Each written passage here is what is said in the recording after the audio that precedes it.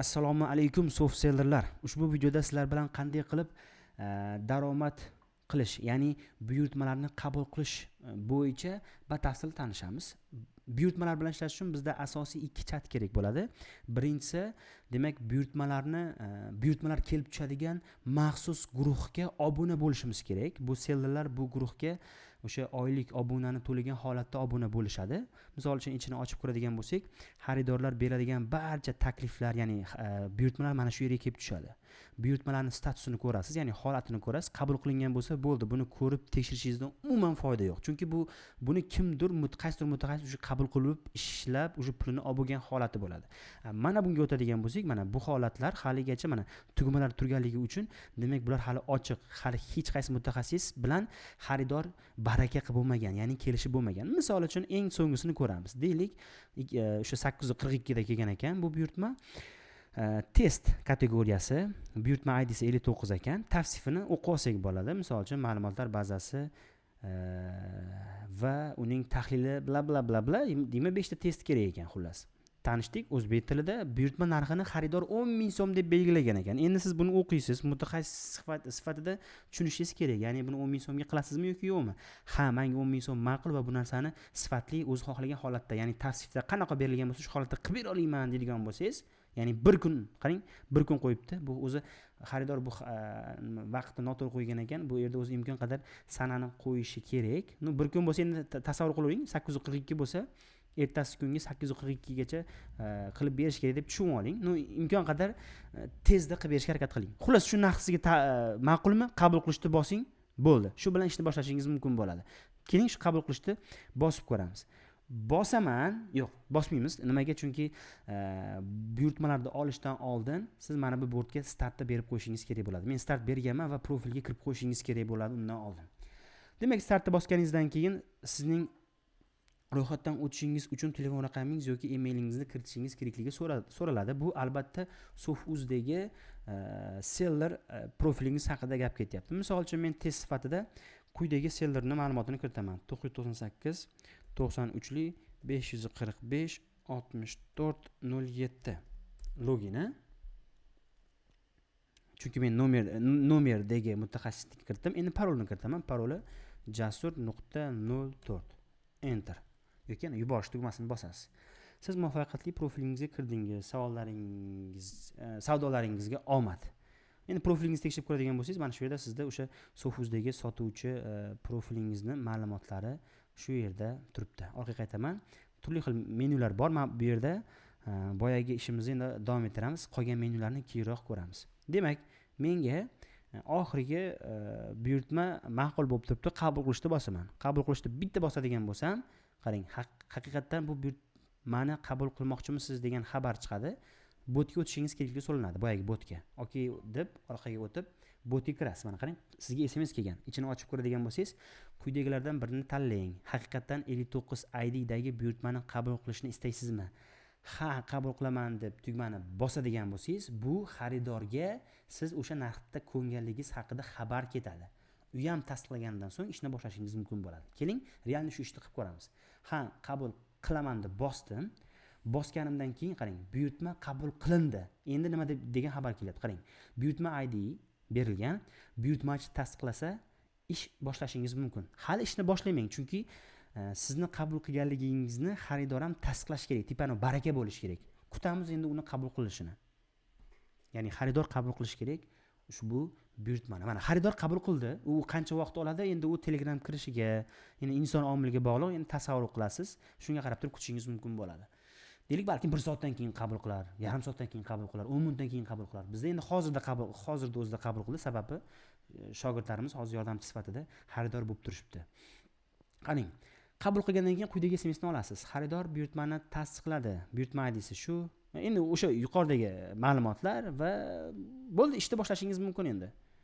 Ish yakunlagach faylni yuborish tugmasini foydalaning debdi. Bo'ldi, ishni boshlaysiz. Hamma ishni tugatib bo'lganingizdan keyin fayl jo'natishni bitta bosasiz. Endi faylni yuborishingiz kerak bo'ladi. Mana shu joyda o'zidan. Bironta faylni men tanlayman. Misol uchun fayl tugmachasini bosaman. Bu yerdan biror bir fayl tanlayman. Misol uchun mana bu faylni tanladim. Okey. yubordim. Endi siz o'sha faylni tanlaysiz albatta. Men Lyubov bitta fayl tanlab yubordim. Fayl buyurtmachiga yuborildi. Demak, qabul qilibdi u. Buyurtmachi 10 daqiqa ichida tasdiqlamasa, pul avtomatik hisobingizga o'tkaziladi. Ya'ni bu nima demoqchi? Hozir xaridor offlayn bo'lishi mumkin. Offlayn bo'lishidan qat'iy nazar, xullas sizga 10 minut ichida shu 10 ming so'm pul tushadi. Chunki bu buyurtmani 10 ming so'mga kelishgansiz. Agar onlayn bo'lib tursa, tezda tasdiqlab yuborishi mumkin. Tasdiqlamasa 10 minut ichida tasdiqlanar ekan. Mana demak xaridorimiz tasdiqlagan. Quyidagi xabar keldi. Tabriklaymiz. L9 ID buyurtma uchun 8500 so'm oldingiz. 10 ming so'mga kelishuv qilgansiz, 8500 so'm tushyapti. Nimaga? 15% o'sha platforma o'z ulushini ushlab qoladi. Boshqa xarajatlarda o'sha ishlatish uchun bo'ladi. Shunda hozir yangi balansingiz 118500 so'mni tashkil qilayapti. Demak, siz to'g'ridan to'g'ri kelgan buyurtmani o'z narxiga rozi bo'lgan holatda ishni boshlagandingiz va uni pulini oldingiz. Mana qarang, endi statusi o'zgarib qolgan. Holati qabul qilingan. Boshqa hech kim bu buyurtmani ola olmaydi. Chunki o'sha yakunlab bo'ldingiz. Keling endi qabul qilish emas, taklif berish masalasini ko'rib o'tamiz. Misol uchun taklif bermoqchisiz. Ya'ni qanaqa taklif bermoqchisiz? Quyidagi taqdimotni quyidagi mavzusi bilan 10 ming so'mga qilib bo'lmaydi. 20 ming so'mga qilmoqchisiz yoki 30 ming so'mga qilmoqchisiz, taklif berish tugmachasini bosasiz. Ya'ni 10 ming so'm u uchun past narx juda. Endi quyidagi xabar chiqar ekan, buyurtmaga taklif berishingiz uchun So Freelancing botdan xabar yuborildi. Iltimos ushbu botga o'ting. Okey, o'sha botga o'tamiz. Nazorat qilaman. Qarang, yana o'sha botga xabar kelgan. Ichini ochib ko'ramiz va xabarni o'qib ko'ramiz. O'sha yuqoridagi ma'lumot berilgan, ya'ni buyurtma haqida tavsifi, narxi va hokazo ma'lumot keltirilganda, endi qarang. Iltimos o'zingiz taklif qilmoqchi bo'lgan narxni kiriting. Chunki bizga narx ma'qul bo'lmaganligi uchun ham bu yoqqa kirib keldik. Mablag'ni bosib yubormang, chalg'imang. Sizga narx kiriting deyapti. Demak, narx kiritaman. 10 ming so'm emas, men xohlayapman bu ishni 25 ming so'mga qilishni. 25 ming so'm, mana bunaqa so'm deb yozmang. Shunchaki 25 ming yozasiz bo'ldi. Enter.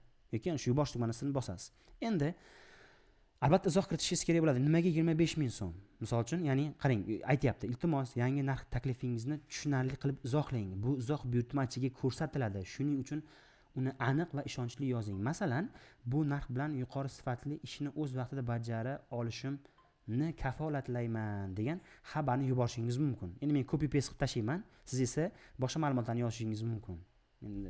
Muhimi u ma'lumot xaridorga ko'rinadi va uni xaridor o'qiganda sizni ishonsinki, bo'ldi, men siz bilan ishlayman degan tushuncha unda paydo bo'lishi kerak. Chunki sizga o'xshab bir necha mutaxassislar u xaridorga o'z taklifini yuborgan bo'lishi mumkin. Enter bosaman. Endi tafsilot qaytadan yozib berildi. Faqat ogohlantirish ham beriladi. E'tiborli bo'ling. Mana bu yuqorida bergan anaqangizda, izohingizda siz o'zingizga lechkangiz yoki telefon nomerlaringizni, xullas kontakt qilish mumkin bo'lgan hech qanaqa ma'lumotlarni qoldirishingiz kerak emas, chunki bu admin tomonidan tekshirib boriladi. Kelishdikmi? Xo'p, tasdiqlaysiz. Hammasi joyida bo'lsa, mana bu ma'lumotlar noto'g'ri joylar bo'lsa, tahrirlashingiz mumkin. Tasdiqlashni bosaman. Tasdiqlashni bosdim. Endi qarang. Taklifingiz muvaffaqiyatli yuborildi. Buyurtmachiga ma'qul kelsa, siz bilan ishlashni boshlaydi. Aks holda xabar olmaysiz, deyapti. Endi bu yerda tushuntiraman, nima demoqchi bu yerda? Qarang. Xabar ketdi, taklifingiz ketdi. Xuddi shunaqa qolgan mutaxassislar ham o'z taklifini beradi. Endi xaridor u yerda o'sha takliflarni hammasini ko'rib chiqadi va bittasini qabul qiladi. Lekin siznikini qabul qilmasligi ham mumkin. Buni qayerdan bilaman desangiz, endi faraz qiling, bir necha daqiqa xuddi shu buyurtma IDsidan siz hech qanaqa javob olmadingizmi? Ya'ni SMS xabarnoma kelmadimi? Tafsilotlar kelmadimi? Demak, sizni tanlamagan. Tushunyapsiz-a? Boshqa mutaxassisni tanlagan hisoblanadi.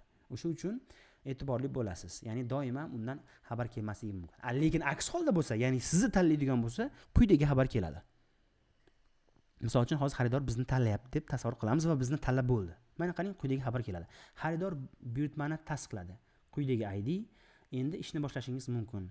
Ish yakunlagach, fayl yuborish tugmasidan foydalaning. Mana xuddi o'sha boyagi holat takrorlanyapti. Demak, ishni yakunlaysiz, hammasini qilib bo'lasiz. Qilib bo'lganingizdan keyin fayl jo'natishni bosasiz.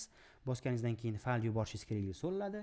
Faylni yuborasiz. Misol uchun birorta o'sha tayyor faylingizni, ya'ni tayyorlagan faylingizni va tugmachani bosamiz va fayl ketdi. Fayl buyurtmachiga yuborildi va o'sha gap, fayl tasdiqlagani, ya'ni xaridor uni tasdiqlaganidan keyin demak, bizni shotimizga pul tushadi va o'zi ham 5 baholi sistemada o'z balini qo'yadi va bu bizni statistikamizga ta'sir qiladi. Mana xaridor bizni tasdiqlabdi.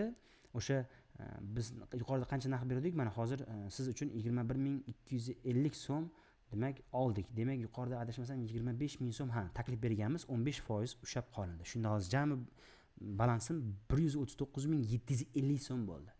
Demak buyurtma olishni tushunib oldik. Keyin safar yana buyurtma olishni olmoqchi bo'lsangiz, shu buyurtma olishni bosish orqali boyagi guruhga o'tib ketishingiz mumkin. Kelishdik a? Endi bu endi asosiy guruhga o'tib ketdim men hozir.